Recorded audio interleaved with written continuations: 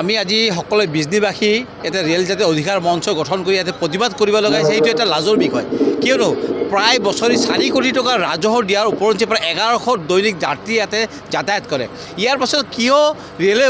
গান নৰলিল সেয়েহে আচলতে ডাঙৰ প্ৰশ্ন হৈ পৰিছে সেয়েহে আমি সাধাৰণভাৱে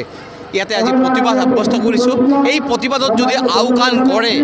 তেতিয়াহ'লে নিশ্চিতভাৱে আমি ক'ব পাৰোঁ যে বৃহত্তৰ গণতান্ত্ৰিক আমি আন্দোলন গঢ়ি তুলিম আৰু ইতিমধ্যে আমি জানিবলৈ পাইছোঁ যে 10 তাৰিখৰ ভিতৰত 2টা ট্ৰেইন ৰখাব কিন্তু ট্ৰেইন খালি ৰখালে নহয় যিটো প্ৰয়োজনীয় ট্ৰেইন দূৰণিবৰ্তীয়া যিবিলাক ট্ৰেইন বিজনীৰ কাৰণে যিটো বিজনীৰ এটা ব্যৱসায়িক কেন্দ্ৰ সেই কেন্দ্ৰৰ কাৰণে উপযোগী যিবোৰ ট্ৰেইন সেই ট্ৰেইনসমূহ যাতে ইয়াতে ব্যৱস্থা কৰে তাৰ বাবে আমি দাবী জনাইছোঁ অতি উদ্বিগ্নতাৰে লক্ষ্য কৰিছোঁ আমি যে আপোনালোকে মন কৰকচোন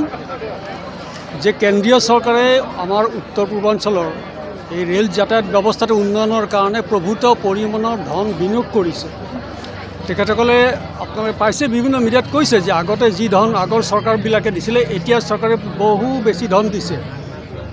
হয় আজি আন্তঃগাঁথনি বুলি যাক কয় আমি দেখিছোঁ উন্নয়ন হৈছে আপোনালোকে মন কৰক আগতে এটা লাইন আছিলে এতিয়া 2টা লাইন হ'ল আগতে ডিজেলত চলিছিলে লোকোবিলাক ইঞ্জিনবিলাক এতিয়া ইলেক্ট্ৰিচিটিত চলিছে 70% অপাৰেশ্যনেল কষ্ট ৰেল বিভাগে ৰিডিউচ কৰিছে তাৰমানে লাভ হৈছে তৎসত্ত্বেও কিন্তু মন কৰক আজি তেখেতসকলৰ যি ব্যৱসায়িক লাভ সেইটো দিনক দিনে বৃদ্ধি পাইছে কিন্তু এই যে ৰেলৰ যিটো বিনিয়োগ কাৰ কাৰণে কৰিছে আপোনাৰ মোৰ কাৰণে কৰিছে আমাৰ উত্তৰ পূৰ্বাঞ্চলৰ জনসাধাৰণৰ কাৰণে কৰিছে কিন্তু এই জনসাধাৰণ কাৰণে কি কৰিছে আজি যি বিজনীৰ পৰা থিয় দি আপুনি লক্ষ্য কৰি ইতিমধ্যে আপোনালোকে দেখিছে আৰু বিজনী অঞ্চলৰ বিভিন্ন ৰাজনৈতিক অৰাজনৈতিক দল সংগঠন ছাত্ৰ সমাজ যুৱ সমাজ আৰু সচেতন ৰাইজৰ সহযোগত আজিৰ এই অৱস্থান ধৰ্মঘট কাৰ্যসূচী অনুষ্ঠিত কৰা হৈছে যে আমাৰ বিজনী ৰেলৱে ষ্টেচনত দৈনিক গড় হিচাপত প্ৰায় 1100 যাত্ৰীয়ে বিভিন্ন অঞ্চললৈ যাতায়াত কৰি আহিছে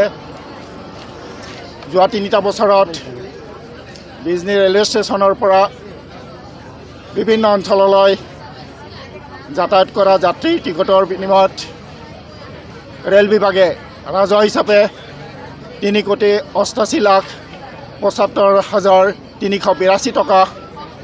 টিকটৰ বিনিময়ত ৰাজহ হিচাপে সংগ্ৰহ কৰি আহিছে এনেকুৱা এক ব্যস্ততাপূৰ্ণ গুৰুত্বপূৰ্ণ ৰেলৱে ষ্টেচনত অতি দুৰ্ভাগ্যজনকভাৱে একমাত্ৰ ব্ৰহ্মপুত্ৰ মেইলৰ বাহিৰে কোনো এখন দ্ৰুতগামী ৰেল ৰখাৰ আজিলৈকে ব্যৱস্থা কৰা হোৱা নাই ইতিমধ্যে আমাৰ ব্ৰাইমৰ সভাপতিয়ে আপোনালোকৰ সদৰি কৰিছে যে প্ৰায় বছৰত প্ৰায় 4 কোটি ৰাজহ সংগ্ৰহ কৰা বিজনী এটা মানে ৰেলৱে ষ্টেচন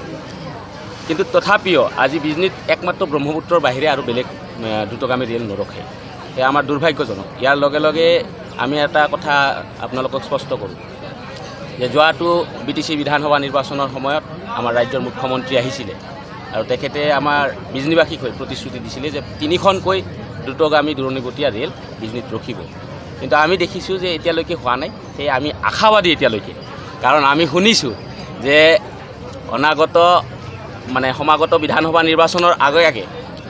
ৰাজ্যখনত আৰু প্ৰায় 60খন নতুন মানে ষ্টপেজৰ ঘোষণা হ'ব তো সেয়ে বিজনীবাসী হিচাপে আমি আশাবাদী যে বিজনীত ৰেল মানে দ্ৰুতগামী ৰেল ৰখিব আৰু সেই দাবীটোৱে আমি ৰাজ্য চৰকাৰৰ সন্মুখত স্পষ্ট কৰাবৰ কাৰণেই আজিৰ এই অৱস্থান ধৰ্মঘট যে বিজনীত ইমান সহস্ৰ ৰাইজ আজি স্বতঃস্ফূৰ্তভাৱে ইয়াতে উপস্থিত হৈছে যে হয় সঁচাকৈ বিজনীত কামৰূপ এক্সপ্ৰেছ লাগে বিজনীত লোকমান্য তিলক LTT লাগে বিজনীত কাঞ্চনজংঘা এক্সপ্ৰেছ লাগে বিজনীত দেওঘৰ এক্সপ্ৰেছ লাগে বিজনীৰ লগে লগে আৰু এটা আমাৰ দাবী স্পষ্ট দাবী যে ৰাজ্যখনত সাব আৰবান ট্ৰেইন অৰ্থাৎ চহৰসমূহক সংযোগ কৰা যি লোকেল ট্ৰেইন বুলি কোৱা হয়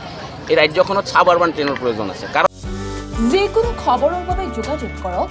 আমাৰ এই নম্বৰত 9181 307 221